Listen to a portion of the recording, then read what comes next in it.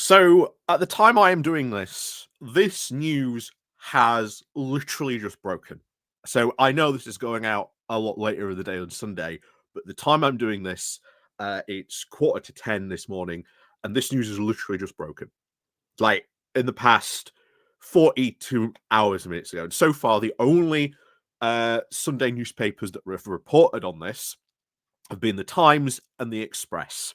Now, if this was in the Express, I'd be telling you take this very, very, very, very much with a pinch of salt.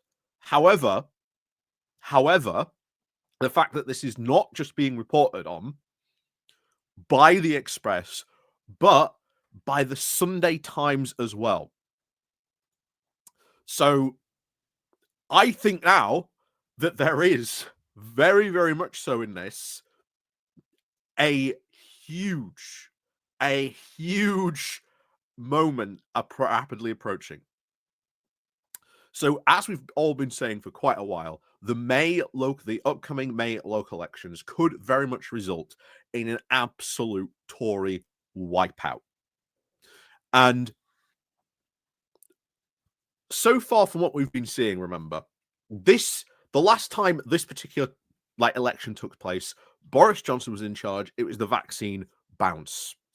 It was the very last big win the Tories actually ever had. So after this, a lot of Tories have been saying, oh, well, that was the case. We know we're not going to win big, but so be it. However, because Kimmy Badenoch has proven to be such an incapable leader, has proven not to have reversed the Tory fortunes, and literally the Tories are chomping at the bit. As we've said before, they do not understand why they lost last time. They are laboring under this delusion that Britain is yearning for conservative rule. Again, why did they lose last time then? And of course, they are trying to now to deal with the threat of reform. But of course, we've seen reform tear itself to pieces this last week. So it is coming to a point where you are basically watching this right-wing vote in the UK being split potentially between 2 or even 3 different right-wing parties, and they know they cannot win if that is the state of play. So now this is where we get to some wild and wacky stuff that has just been very much reported, because, and this is the whole story we'll get into in a moment, Nigel Farage and Dominic Cummings have now met. And they have a plan to fold the Tories and reform into a new party without Kimmy Badenoch, and then to remake the state.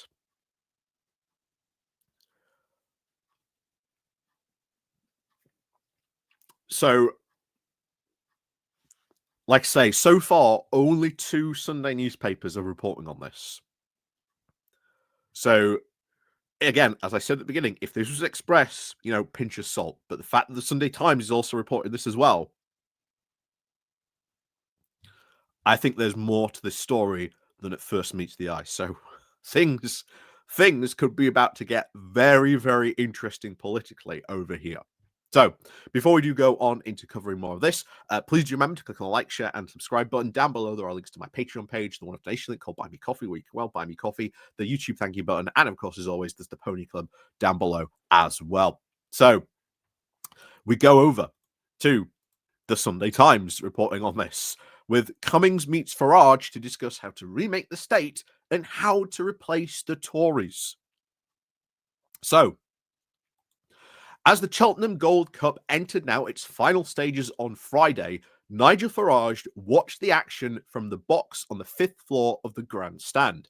And as we said, Nigel Farage, man of the people, who, helicoptered in. Just everything Farage does indicates just how much he just does not like all these supposed people who are sure that Nigel loves them and would never betray them. Anyway, As so often in politics, the leader, of course, the final bend, was the gentleman's game, and it failed away. Up the hill, in the very final moment, it moved to the front, but was then soon overtaken by the hard challenging into the way, into the other way, into the other way thinking. The leader of course Reform had a quote small wager in the 7-1 winner, who might have been named after Farage's appeal to the growing band of voters. This weekend it can now be revealed that there has been a significant number of senior Conservatives are now concluding that if Keir Starmer, the current favourite to win the next election, is to be stopped, Farage is the horse they will have to put their money on. MPs, donors, and even former party aides have all been meeting in secret to draw up a campaign to unite the right, even with moderate Tories now prepared to see Farage as a prime minister to stop Labour. And this is bad. This is so bad because the election after Boris Johnson, moderate Tories backed Liz Truss.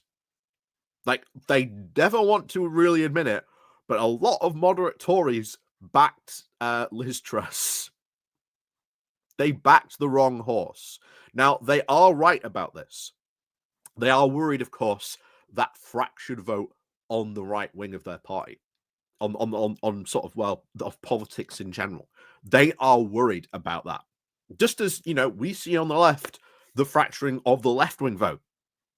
And we talked about that and how last election did show, hey, if you engage in tactical voting and, you don't, as much as you might want to, vote with your conscience, but if you don't vote with reality, then this is where you end up.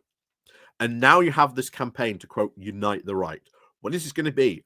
What are people moving in for? Because this could be bad. And if you've put, as we said before, Farage is prime minister, with what's been going on this week, how can Farage somehow manage a party that large when he has 5 MPs literally falling out with each other?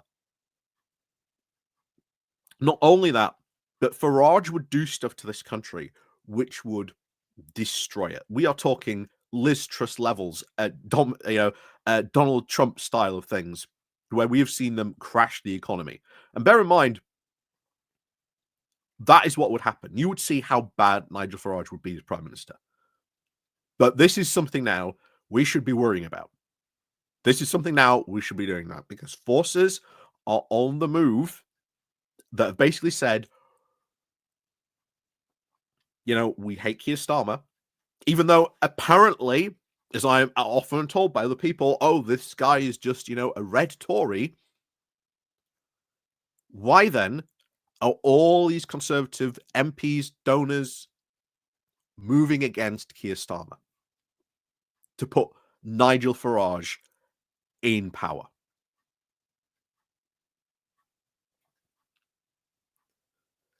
It's very concerning, and we should be very concerned about that. But anyway, we'll continue this. Also enjoying a 900 a head hospitality at the Cheltenham was, of course, Nick Candy, the former Tory donor who is now the Treasurer of Reform.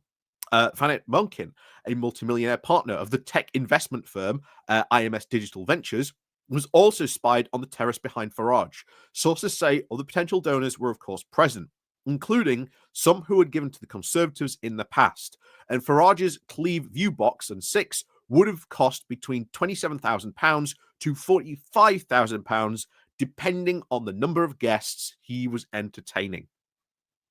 The most interesting meeting that Farage has had in the past few months, however, took place just before Christmas, in the conciliations of, or in the conditions of far greater secrecy. It was then that, so we're only just learning about this. Bear in mind. But this is how, as you see, when people are, hobnobbing with these types of people, well, everyone knows, oh, well, something clearly is going on. But from what we've heard about this, and the Express went into apparently greater detail on this, that Farage and Cummings like set up this meeting in a hotel where they were like pretended like they were bumping into each other, and it was only just a complete random accident they went into this. Bizarre, but there you go. But again, the Express. But we know this meeting at least happened now. But that should be concerning for us. So it was then, of course, that the Reform leader met Dominic Cummings, the campaign director of Vote Leave, who was credited, of course, with both helping Boris Johnson win the landslide victory in 2019 and then, of course, bringing him down just 3 years later. The once now bitter enemies, Cummings and Farage, have rowed for years over who was really responsible for Brexit and who is the far more toxic with the public. The interesting thing is that the conversation is now focused not only on how to win power, but also then on what to do with it. Evidence of Farage is already trying to take seriously the idea he could become Prime Minister. A Reform source has now confirmed that Nigel and Dom have been meeting and they have discussed how to take on the blob. Cummings' description of the Whitehall bureaucracy he blames for holding Britain back. And as we've said before, it is not the Whitehall blob that holds Britain back. It is the fact that you have MPs and ministers that went under, did things, wild and wacky things, and then Whitehall went, well, actually, we can't really do that. That's not in our remit. There's some rules and laws against that. We can't, exactly go on and do that. But of course, they are viewing Whitehall now as the enemy. And we are seeing them constantly talk about what Milei has done in Argentina and what, of course, Musk is doing with Doge, getting rid wholesale of big departments, sacking hundreds of thousands of civil servants in needed things like getting rid of the Department of Education, getting rid of basically the referees that make sure that companies aren't polluting, things like that. It is this wild, wacky, free market fundamentalist version that if you get rid of all government referees involved in the market, somehow the market will police itself and everything will be hunky-dory. Yeah, sounds like a wonderful idea, doesn't it? Anyway, an old colleague of Cummings has said this conversation roamed rather more widely than even that. He said, they are now friendly chatting about the general sense about Trump and Doge. And, of course, how about number 10 in the Cabinet Office really work? And about the catastrophe of the Tory party and what reform has to do to replace the Tories. So, Cummings has told allies that Farage is now clearly interested in how power really works and how it would, of course, prevent the system from thwarting him, as Liz Truss claims it did during her 7 weeks as Prime Minister. Oh no. Right? That's bad. That's really bad. I said it before. Farage would be worse than Liz Truss. But Liz Truss doesn't understand that the whole reason why she failed was her policies that she was implementing, her wild and wacky budget that she implemented that, like I say, almost crashed our economy. It wasn't the civil servants. It wasn't anyone else. It was her wild and wacky ideas drawn up by the IEA that did it. No one else. But it really seems to me that, of course, as we've said before, these people who really believe in this free market fundamentalism are just locked in. And then if anything else bad happens, it's not their ideas and their precious ideology. It's something else. It's the blob. It's the civil service. This is worrying, and we've talked about this so many times, that this adherence we've seen from many people on the right wing to their ideology is always the biggest downfall. Always on this, because they do not believe that they do not believe that their ideology is imperfect or that things could possibly go wrong. Because as far as they're concerned, the ideology says if you do this, this should happen. And the thing is, as we've already seen under Liz Truss, she did that. Something else completely different happened, not what she wanted. So, of course, she blames the blob. Anyway, both sides are now very adamant that Cummings is not going to work for Farage, but the presence, of course, of someone who has a history of making and breaking leaders, who has now publicly declared that Kimmy Badenoch has already failed as a Tory leader, could prove very highly significant. Neither side is, of course, discussing Dom working for reform, a friend of Cummings said. He wants a Westminster job that spends his time mostly helping people outside Westminster, with a few inside Westminster, thinking he's trying to build interesting things, regardless of their party or whether they're political or official in their forces. Nevertheless, Cummings, who still dreams of course, reforming the way Britain is governed, has dropped calls for the creation of a so-called startup party to replace the Tories. In a blog post just last week, he talked up reform, saying that Kemi spends more time playing games on her iPad than actually thinking about how and why the Tories failed so badly, he wrote. Which again is true. We know that. But they then will not give them a good hard look themselves in the mirror and think of ways around that, because even Dominic Cummings still thinks that, you know, his ideology was just not followed through on properly, and that, you know, Kemi and her team and all these, you know, past leaders that they've had didn't follow through on the mantra properly. You know, it's you know, as we've seen on the left for years, you know, oh, that wasn't real communism. Only if we had real, true communism, then it would work. Yeah. This is exactly what we've seen before. If only we had true free market fundamentalists, or if only we had true, real conservatives. Anyway, so he also went on to say, reform is currently trying to work out how to replace the Tories. So, outside the dead Tory world, elements are now grappling with how to escape the doom loop of stagnation. After Kemi is replaced, there is some chance her replacement will actually realise the Tory party is dead unless it re-engages with core issues of productivity and state capital. Cummings, of course, is very much a lone wolf, but senior Tories are now drawing the very same conclusion, that without cooperation with Farage, they cannot win. Several of those involved in the conversations say that the campaign is due to be launched in the next few weeks ahead of the May local elections, urging Reform and the Conservatives to work more closely together. So, watch out. We are going to see this campaign kick off. Work more closely with the Conservatives and Reform. Now, we've said this before, and we've seen this even talked about on Conservative Home. Would, you know, Reform voters vote Conservative? Absolutely not. We've established that plenty of times on this, even from, you know, actual people in Reform and Conservatives themselves. You know, Reform voters will not vote for Conservatives, and Conservative voters will not vote for Reform. That isn't going to happen. So already they have completely underestimated like this potential alliance. Will it work out?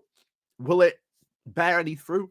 Who knows? But we already know that very firmly, that, you know, Reform voters will not vote for Conservatives and Reform will not vote for Conservatives. Also, they will not work well together at all, because they are fundamentally different. They want two fundamentally different things. We've established that so many times, seeing people, you know, pro-reformers writing on Conservative Home about what the Conservatives should do, and then, you know, Conservatives in the comments completely disagreeing with what that Reform guy wants. Same for, you know, what a Conservative would say about wanting to ally with Reform, and then you see people completely disagree in the comments.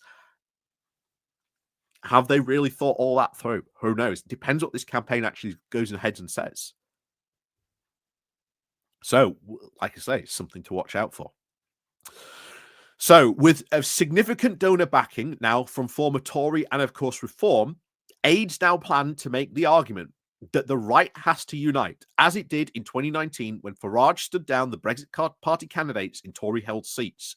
This is to prevent the repeat of the 2024 landslide when Labour and the Liberal Democrats had basically an underwritten deal that allowed them to now maximise gains for the left. So they are learning from us. They are learning from us. Make no mistake about that. They have watched what happened in 2014, and they are very aware of the tactical voting campaign that took place. Now, I will say this: as someone who had been involved, advocated for tactical voting and telling you how hard it actually was to get people to tactical vote, it took a very long time up until that election for people to really get the idea that actually voting tactically was a good thing. Will this work for them?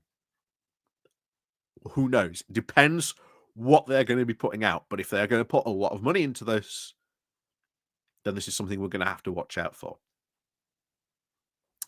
So the Unite the Right campaign. Oh, hang on. Did we miss that? Oh no, we didn't. So the Unite the Right campaign will, of course, be explicitly antagonistic about whether this means cooperation or shared policy areas such as immigration, a non-aggression pact, so that each party that can focus on its seats it can win, a formal electoral pact, or even a full-blown merger or complete party takeover of one by the other, in order now to maximize support. So, sorry, explicitly agnostic. And bear in mind, we've talked about this from other conservatives and people like pro-reform. None of this is a non-starter. Each of these ideas we have seen talked about and discussed, and neither party is very comfortable with that. Neither party is very comfortable with that. And still, there is that thing of, well, what do you do then with all those moderate Tory voters? Because they've already gone to the Lib Dems. This isn't going to bring them back, for one. And not only that, you're going to push all those moderate Tories to the Lib Dems even more. I don't think they realize that. I do not think they realize that if you launch this type of campaign or some sort of merger or things like that, it makes a lot of moderate Tories very uneasy about voting for that. Because this time in particular, they don't see Keir Starmer as much as a threat as they do Jeremy Corbyn. Or as they did Jeremy Corbyn. You know? Whereas we saw a lot of Lib Dem voters, jump ship and vote Conservative because of their fear of Jeremy Corbyn. That fear ain't there this time. That is not in play. So that is something to bear in mind. One current model being openly discussed is, of course, the current relationship between the German centre-right parties, and that Tories and Reform should become the CDU-CUS, a former Conservative advisor said. The Tories in the south, Reform in the north. That is, of course, a very tested way that was a very European solution for the Eurosceptic parties, the source said. The goal was the same, of course, in the Second World War POW film, Escape to Victory. So their whole idea is, you get the north, we get the south, we go into power together.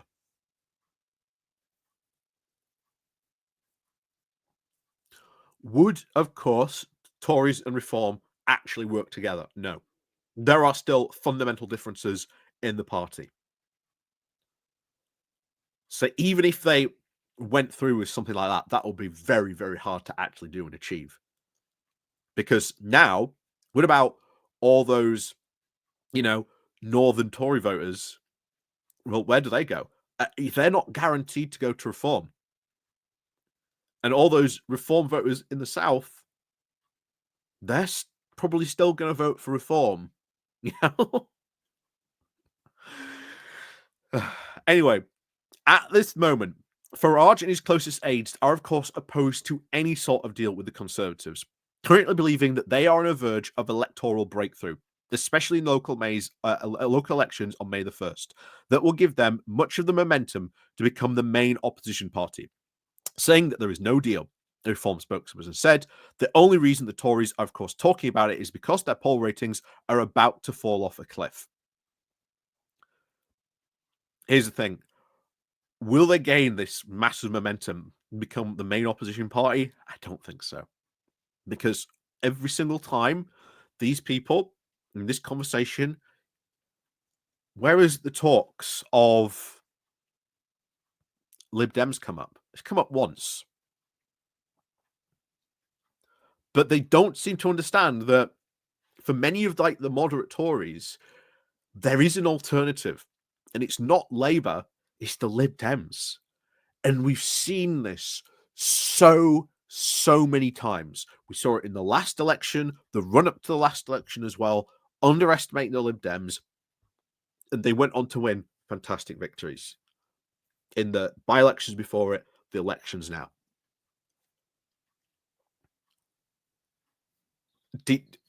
They are underestimating the Lib Dems. Vastly so. And I'll tell you what, if this does actually start to happen, Ed Davey really needs to put his plan into motion very, very quickly. Because I've always said, watch what Ed Davey does, how he responds to stuff, what he does. Because it would be far better, the main opposition party, to become the Lib Dems rather than Reform. That's certainly for sure. Because, oh boy, will they really expose themselves if they did become the main opposition party as well. That's for sure. But the idea that they would take power, that they would be successful in power, no. They would fall apart. Their policies, when they actually produce their policies, this is what we want to do, other than immigration, that's where they fall apart. They always fall apart on the non-immigration areas. And that's where I've said many, many times, that's where you need to pull a lot of these Reform people too.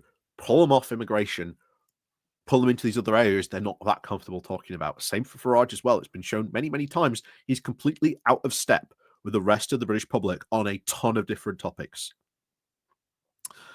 So, whether, of course, Farage and Unite the Right people will, of course, agree upon is that Badenoch is, of course, not the right leader to bring them together. One of those people currently involved said that the political operators are already drawing up a grid of attacks now to make on the Tory leader's life far more difficult after the May elections, when the Conservatives are expected to hemorrhage hundreds of seats to Reform.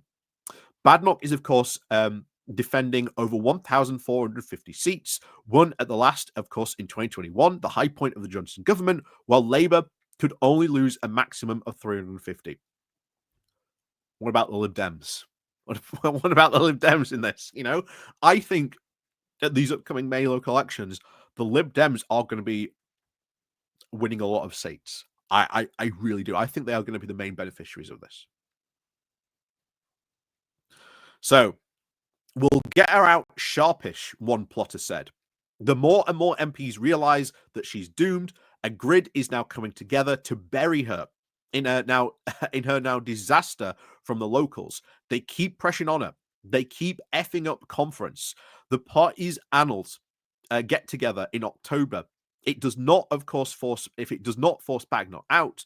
Many may think that the final straw could then be the Welsh elections in the spring of 2026, which the polls do currently suggest Reform will win.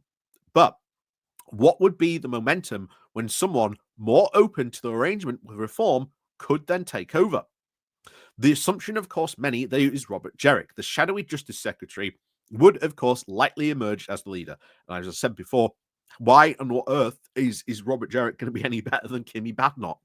He hasn't really shown any leadership qualities or any political abilities either on that front. Others, though, have, of course, not ruled out a return by Johnson.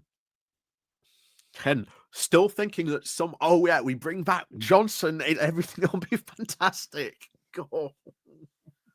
I still can't believe there are those people who do think they can bring back Boris Johnson and everything will be fine. Anyway, those who, of course, who support Johnson say he and Farage could be an unstoppable campaign team. His critics, however, do believe that the explosion in net immigration under which he was the last Conservative government, topped over 900,000 last year in June of 2023, is largely a result of a relaxation of the rules under Johnson that made it impossible for him now to be leader. If reform does gather momentum, talks about pacts may even become redundant. But private polling circulated among those interested in a deal suggests neither the Tories nor reform could stop Starmer on their own. Yet, if they unified, Labour would be at their mercy. Private polling does show that the Starmer government was the most unpopular ever in its first 6 months, at which point it is, of course, trumpeted by the major government after Black Wednesday, and a swing of only just 4% against Labour next time would eliminate Starmer's majority.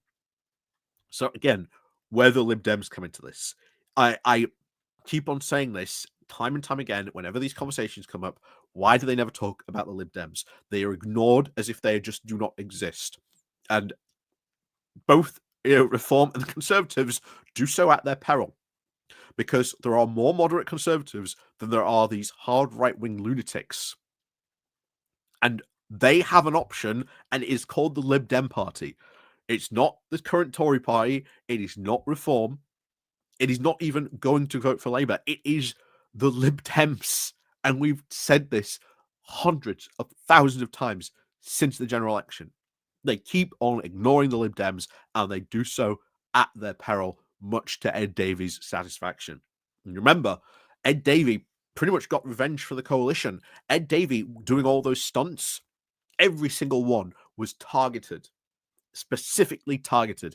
He cut through in a way no previous Lib Dem leader has been able to do.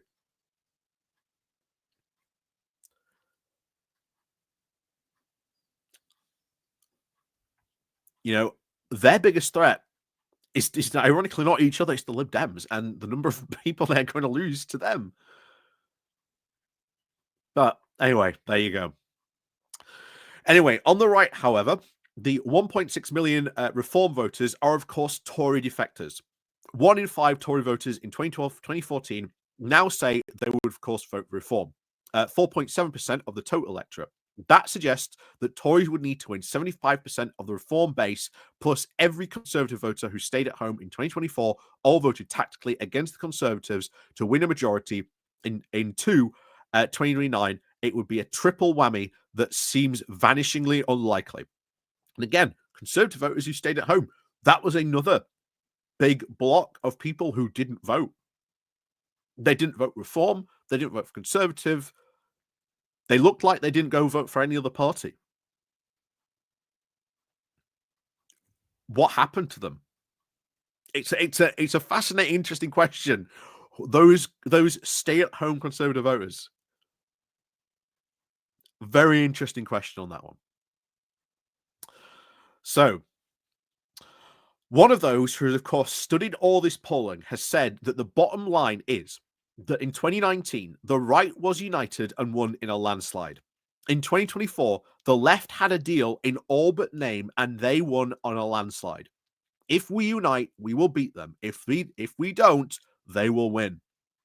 This polling has also now raised questions, or at least whether Morgan McSweeney, the Downing Street chief of staff and Starmer's political strategist, has positioned himself has positioned his man in the right place by talking a tough line on immigration, welfare cuts, and net zero. McSweeney's strategy is to try and neutralize the issues where the Tories in Reform might gain traction and keep working class voters in the red wall on side. However, it does risk leaching support from pro-environmentalist, anti-Trump voters to the Lib Dems and to the Greens, which could be very critical if the right gets very properly organized. A third of 2024 Labour voters would consider voting Lib Dem or Green, private polling shows. One of those, of course, involved in Unite the Right discussions did observe that Labour's fate is now in the hands of whether we can actually sort out the shit show of the Tories and Reform. This argument is, of course, persuading a lot of Conservative MPs, including now former diehard supporters of David Cameron, that they will have to, quote, hold their noses and jump into bed with Farage. The thing is, if you do that, our vote is going to jump with you. History has shown that is not the case. History has shown that is not the case.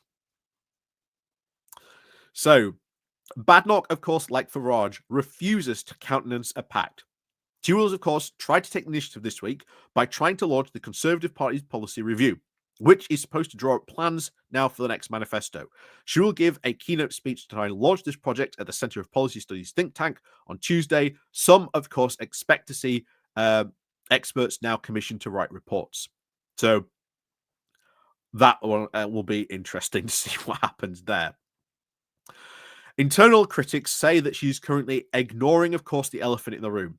One of those behind the Unite the Right campaign said that people who have been in to see Kemi's team to ask what the plans are have been told time and time again that reform will implode over time because Farage's pro-equity now to Trump, which the public do not like. Secondly, they say that everyone in reform hates each other, which, as we've seen for the past week, is true. And yeah, Farage does have very much a Trump problem. You think Farage turning around and saying, yeah, we should do everything Trump's just done in America at the next general election when things are going increasingly bad? Oh, yeah, that's going to go down like a house on fire. Literally, it will burn himself up. I've said this many, many times. Farage has to hold everything together up until the next general election. We're a couple of months in, and he's having a massive row with Rupert Lowe. A massive row with Rupert Lowe.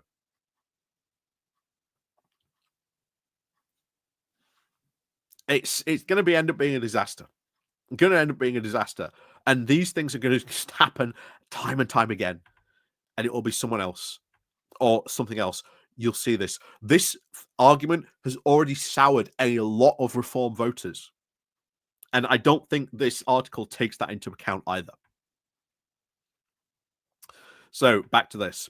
The, of course, most recent row between Farage and Rupert Lowe, the now second most prominent MP, who has now been kicked out of the party, suggests that these predictions were, of course, spot on. Lowe was reported now for bullying, a charge that he denies, and has accused Farage of leading a witch hunt against him because he dared to challenge the leader's authority. We've also seen come out this week as well, a lot of people in local reform grassroots parties have been removed for Farage loyalists. And a lot of those people are not happy. A lot of those people are very, very not happy. However, senior Conservative figures said that this now only proves that the new campaign's point. In the last 4 weeks, you've seen the absolute worst display of reform infighting that you're probably going to see now in the next 3 to 4 years. Trump has, of course, openly humiliated a global leader in the Oval Office and shown himself to be a Putin acolyte. The combination now on effect on Reform's polling score is that they were up by 1 point in 4 of the last 5 polls.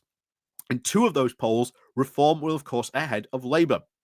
Both public and, of course, private polling does suggest that Farage's personal ratings have, of course, taken a hit as a result of his alliance with Trump and his criticism of Ukraine's leader Zelensky. YouGov polling put 30% of voters now had a favourable view of Farage on 18th of February, but the highest of any leader, that has now fallen to 26%, just behind Starmer, who is now on 31%. Focus groups run by More in Common, Martha name, and of course Dudley last week, voters, of course, questioned Farage's stance. Luke Tyrrell, who run the groups, said that there is no doubt that Reform have been making the running since the election. But the figures, like Elon Musk, are of course very deeply unpopular in the UK. And while Brits have been appalled by the Trump's vamp meeting with Zelensky, and of course worries that it would now be used to describe the most disgusting or vilest of bullies. Now is, of course, the moment of reckoning for Farage and Reform. Do they actually build on their more moderate supporters that they've gained since the election through a mainstream political platform? Or do they now condemn themselves to remaining a party of protests by embracing fringe theories? And he's right on that. Because if Farage starts to build on the more moderate areas, he loses a lot of support. He loses a lot of support. Farage only has the support he has because he has gone and embraced all those fringe fanatic theories, and it's finally paid off. But that is because the Tories last time were not there because no one wanted to vote for them. So we'll see what happens on that.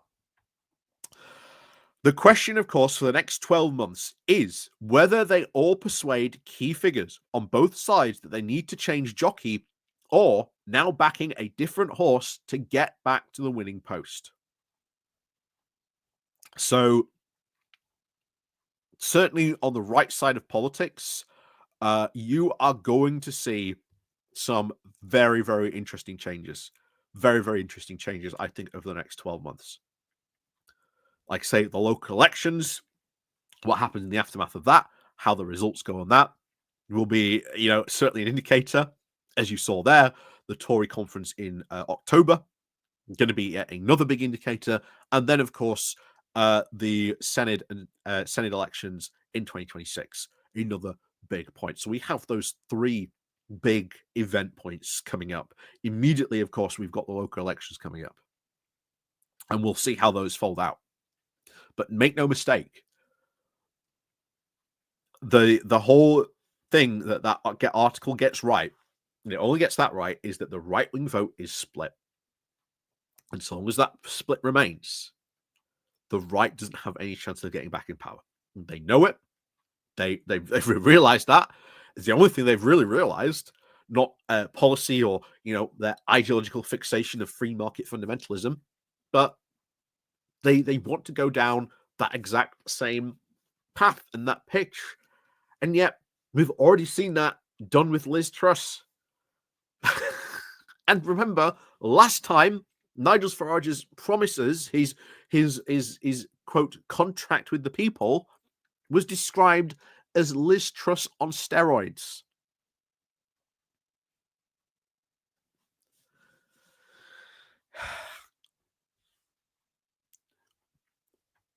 I don't think, as I've said before, reform is a paper tiger. And until I actually see some proper electoral evidence that they can actually perform and that they are capable of, quote, winning big and, maintaining that, that block, I've said before, I'm not seeing them as a threat. I'm not worried about reform. I'm not worried about reform in the slightest. Because that end of the article summed it up exactly. Farage has two choices. He's either got to build on that more moderate support, which is impossible because he will lose support from his right, or does he condemn himself to remain that party of protest by embracing that fringe conspiracy?